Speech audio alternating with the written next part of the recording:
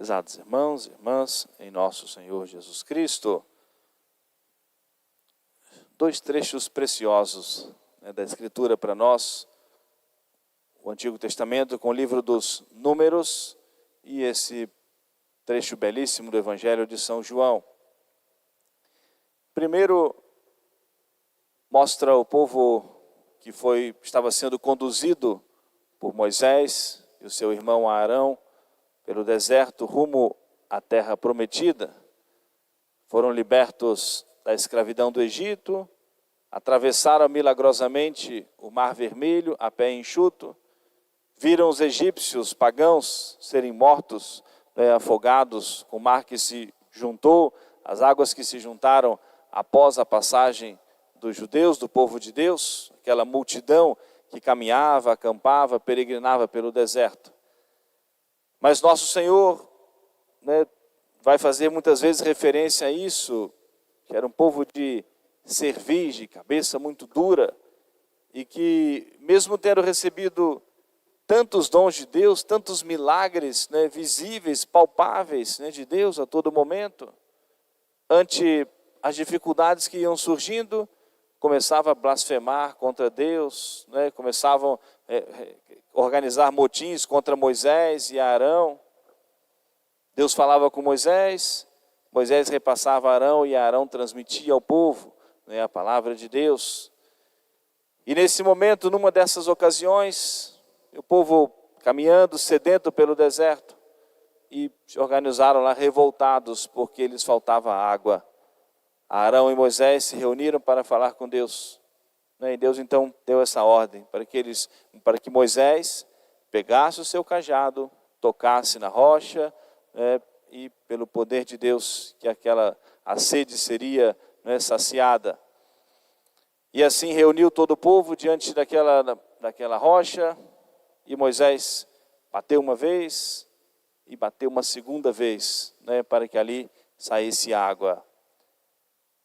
Deus nosso Senhor tem os seus caminhos e vai sempre provando também a nossa fidelidade, a nossa confiança. E vai repreender Moisés, por não esperar, ou seja, o momento de Deus.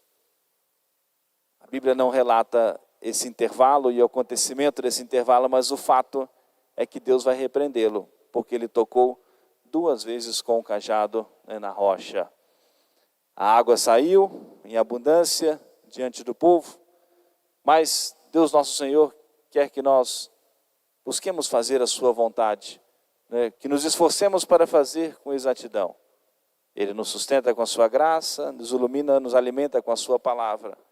E a punição de Moisés, Deus disse que ele não entraria, ele conduziria o povo até a terra prometida. E Moisés contemplou aquela terra que durante 40 anos ele preparou o povo para ingressar na terra prometida. Mas Moisés morre também no plano da providência de Deus, e vai Josué, que vai substituí-lo, vai conduzir, adentrar com o povo na terra prometida. Mas Deus nosso Senhor faz saciar a sede. É nosso Senhor que vem nos alimentar, que vem saciar também a nossa sede. E em paralelo com esse trecho belíssimo e tão conhecido do Antigo Testamento, vem o Evangelho, em que Jesus se aproxima à beira do famoso poço de Jacó. E Jesus ali se assentou, um dia de caminhar, estava por volta do meio-dia, o sol escaldante, e se assentou enquanto os discípulos entraram na cidade para comprar alimento. Ali onde as pessoas tiravam água para o seu sustento, para as suas casas. E se aproximou aquela mulher samaritana, como diz o Evangelho, os judeus não combinavam, nem conversavam com os samaritanos. E Jesus, podemos dizer ousadamente, mas queria tocar o coração daquela mulher, se aproximou dela e disse: dá-me de beber. Ela se assustou por ele falar com ela. Como é que tu, sendo judeu pede a mim de beber, que sou samaritana? E começa aquelas falas belíssimas e misteriosas de nosso Senhor, tão profundas.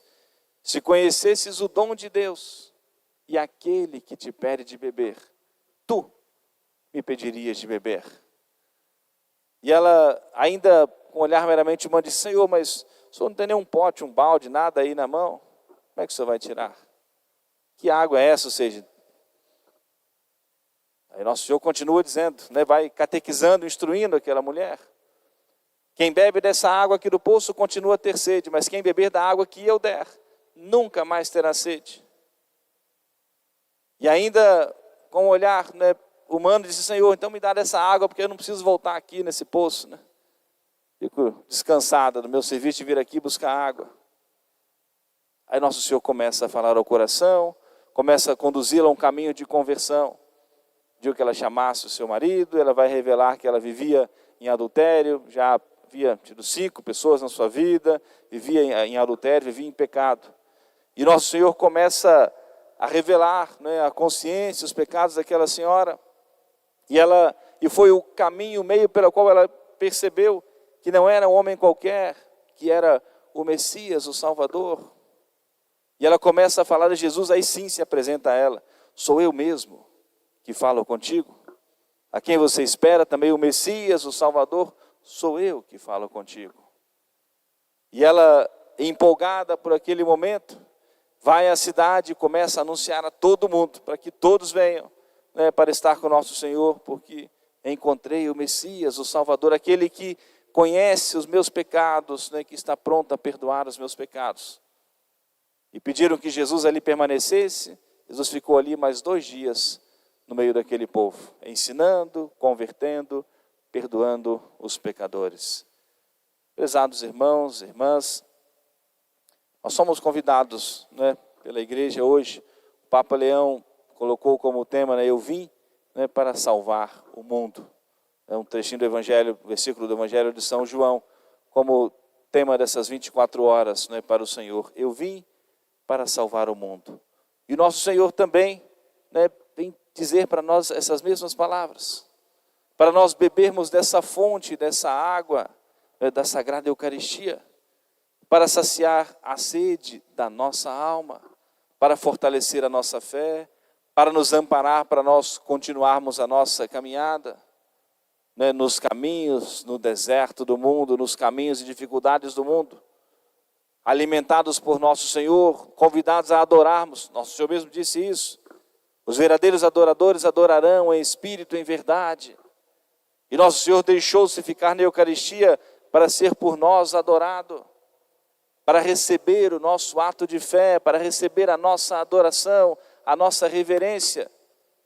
E para do seu trono, nosso Senhor também nos abençoar, também fortalecer, saciar a sede, né, a fome de cada um de nós.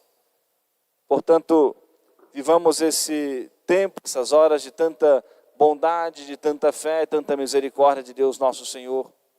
Quantas vezes nós pudermos vir à igreja nessas 24 horas, o tempo que nós passarmos aqui diante do Senhor, jamais será um tempo perdido. Assim como Jesus colocou-se à beira daquele poço, né, para agraciar a todos que dele se aproximasse. Nosso Senhor também, né, ficará no altar, no seu trono, em adoração, para também nos socorrer com a sua graça, com a sua misericórdia, com o seu perdão, com a sua salvação, a todos, né, que dele também se aproximarem, que diante dele se colocarem em oração, em adoração. Vivamos esse grande momento de fé como um grande impulso, um grande incentivo para nós continuarmos a trilhar o nosso caminho quaresmal e assim também podermos celebrar alegremente, fortes na fé, a Páscoa da ressurreição. Amém. Louvado seja nosso Senhor Jesus Cristo. Para sempre seja louvado.